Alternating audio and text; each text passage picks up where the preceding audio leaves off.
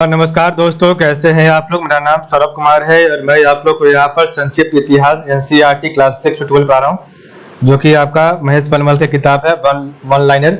और इस किताब से हम लोग पढ़ने जा रहे हैं मध्यकालीन भारतीय इतिहास। और इसका जो चैप्टर नंबर पढ़ेंगे वो है चैप्टर नंबर 25। तो चैप्टर नंबर 25 का नाम है उत्तर भारत में साम्राज्य के लिए संघर्ष जो हुआ। तो उत्तर भारत में साम्राज्य के लिए जो संघर्ष है उसके बारे में पढ़ेंगे, जो कि लगभग 1400 ईस्वी से लेके 1525 ईस्वी के बीच में हुआ। ठीक है, तो देखते स्टार्ट करते हैं। तो सबसे पहला है पूर्वी भारत में आपका जो है बंगाल, असम और उड़ीसा के बारे में पढ़ेंगे। तो सबसे पहला हम पढ़ेंगे पूर्वी भारत में बंगाल, असम और उड़ीसा के बारे में। ठीक है, तो दिल्ली से दूरी तथा अपनी विशिष्ट भौगोलिक स्थिति के कारण बंगाल दिल्ली के राजनीतिक नियंत्रण से एक लंबे समय तक मुक्त रहा। बंगाल का संचार मुख्य रूप से जलमार्गों पर निर्भर था तथा तुर्क शासक ऐसे मार्गों से अपरिचित थे। इलियास खान नामक अमीर ने लखनौती और सोनार गांव पर अधिकार कर लिया और सुल्तान शमसुद्दीन इलियास खान ने की उपाधि धारण कर बंगाल की गद्दी पर आसीन हो गया। तो इलियास खान नामक अमीर ने लखनौती और सोनार गांव पर अधिकार कर लिया और सुल्तान शमसुद्दीन इलियास खान की उपाधि धारण कर बंगाल की गद्दी पर आसीन हो गया। उसने पश्चिम में अपने राज्य का विस्तार तिरहुत, चंपारण एवं पूर्व में गोरखपुर तक किया और अंत में बनारस पर भी अधिकार कर लिया। तो उसने पश्चिम में अपने राज्य का विस्तार तिरहुत, चंपारण एवं पूर्व में गोरखपुर तक किया और अंत में बनारस पर भी अधिकार कर लिया। दिल्ली के साथ मैत्रीपूर्ण संबंधों का लाभ उठाकर इलियास खान ने कामरूप राज्य पर आधुनिक असम में अधिकार कर लिया। तो आपका जो है दिल्ली के साथ मैत्रीपूर्ण संबंधों का लाभ उठाकर इलियास खान ने कामरूप राज्य पर आधुनिक असम में अधिकार कर लिया। इलियास खान की मृत्यु के बाद उसका बेटा सिकंदर गद्दी पर बैठा। सिकंदर शाह के शासनकाल में पंडुआ में अदीना मस्जिद का निर्माण हुआ। इस मस्जिद में 400 गुंबद है। तो इलियास खान की मृत्यु के बाद उसका बेटा सिकंदर गद्दी पर बैठा। सिकंदर शाह के शासनकाल में पंडुआ में अदीना मस्जिद का निर्माण हुआ और इस मस्जिद में 400 गुंबद है। इलियास खान के राजवंश का सबसे प्रसिद्ध सुल्तान गियासुद्दीन आजम शाह था, जिसका कार्यकाल 1389 से लेकर 1409 तक का था। वह अपनी न्यायप्रियता के लिए विख्यात था। तो इलियास खान के राजवंश का सबसे प्रसिद्ध सुल्तान गियासुद्दीन आजम शाह था। वह अपनी न्यायप्रियता के लिए विख्यात था। उसने चीनियों के साथ मित्रतापूर्ण संबंध स्थापित किए थे। चीनी सम्राट ने उसके दूत का हार्दिक स्वागत किया। परिणाम स्वरूप 1400 ईस्वी में उसने सुल्तान और उसकी पत्नी के लिए उपहारों के साथ अपना दूत सुल्तान के पास भेजा था। चटगांव चीन के साथ व्यापार का एक समृद्ध बंदरगाह बन गया। बंगाल के सुल्तानों ने पंडुआ और गौड़ राजधानियों को सुंदर इमारतों से सजाया था। तो बंगाल के सुल्तानों ने पंडुआ और गौड़ राजधानियों को सुंदर इमारतों से सजाया था। बंगाल के सुल्तानों ने बांग्ला भाषा को भी प्रसिद्ध दिया था। श्री कृष्ण विजय का संकलनकर्ता मालाधार बसु था, जिसे गुणराज खां की उपाधि दी गई थी। तो श्री कृष्ण विजय का संकलनकर्ता मालाधार बसु था, जिसे गुणराज खां की उपाधि दी गई थी। परंतु बांग्ला भाषा के विकास का सबसे महत्वपूर्ण काल अलाउद्दीन हुसैन शाह का शासनकाल था, जिसका 1493 से लेकर 1519 तक था। तो परंतु बांग्ला भाषा के विकास का सबसे महत्वपूर्ण काल अलाउद्दीन हुसैन का शासनकाल था। यह वैष्णव संत चैतन्य महाप्रभु का समकालीन था। तो आपका जो है अलाउद्दीन हुसैन शाह जो था, अलाउद्दीन हुसैन आपका चैतन्य महाप्रभु का समकालीन था। अलाउद्दीन हुसैन शाह के शासनकाल में छोटा सोना मस्जिद का निर्माण हुआ। इसके अतिरिक्त इसे काल में सत्यपीर आंदोलन भी हुआ था। तो अलाउद्दीन हुसैन शाह के शासनकाल में छोटा सोना मस्जिद का निर्माण हुआ और इसके अतिरिक्त इसके काल में सत्यपीर आंदोलन भी हुआ था। नुसरत शाह के शासनकाल में बड़ा सोना मस्जिद व कदम रसूल मस्जिद का निर्माण हुआ। तो नुसरत शाह के शासनकाल में बड़ा सोना मस्जिद व कदम रसूल मस्जिद का निर्माण हुआ। कुछ समय तक उत्तरी बंगाल और असम आपस में झगड़ते रहने के वाले दो राज्य थे। इस राज्य के पश्चिम में कामाख्या जी, जिसे कामरूप कहते थे, और पूरा में अहोम, असम नाम अहोम से व्युत्पन्न हुआ राज्य था।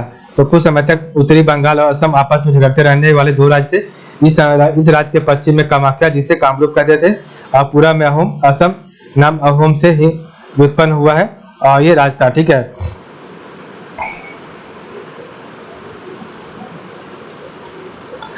तो नुसरत शाह के शासनकाल में बड़ा सोना मस्जिद और कदम रसूल मस्जिद का निर्माण हुआ। सुहु मुंग को अहोम शासकों में सबसे बड़ा माना जाता है। तो सुहु सुहुगमुंग को अहोम शासकों में सबसे बड़ा माना जाता है। उसने अपना नाम बदलकर स्वर्ग नारायण रखा था और इसके समकालीन वैष्णव सुधारक शंकर देव थे। तो सुहुगमुंग को अहोम शासकों में सबसे बड़ा माना जाता है और उसने अपना नाम बदलकर स्वर्ग नारायण रखा था और इसके समकालीन वैष्णव सुधारक शंकर देव थे। ठीक है। 1360 ईस्वी में अपने बंगाल अभियान से लौटते हुए फिरोज तुगलक ने उड़ीसा पर आक्रमण किया था। उसने राजधानी पर अधिकार कर लिया, बहुत से लोगों की हत्या कर दी और प्रसिद्ध जगन्नाथ मंदिर की पवित्रता भंग की। गजपति शासन काल उड़ीसा के इतिहास का उत्कर्ष काल माना जाता है। तो 1360 ईस्वी में अपने बंगाल अभियान से लौटते हुए फिरोज तुगलक ने उड़ीसा पर आक्रमण किया तथा उसने राजधानी पर अधिकार कर लिया, बहुत से लोगों की हत्या कर दी और प्रसिद्ध जगन्नाथ मंदिर की पवित्रता भंग की। और गजपति शासनकाल उड़ीसा के इतिहास का चौथा उत्कर्ष काल माना जाता है।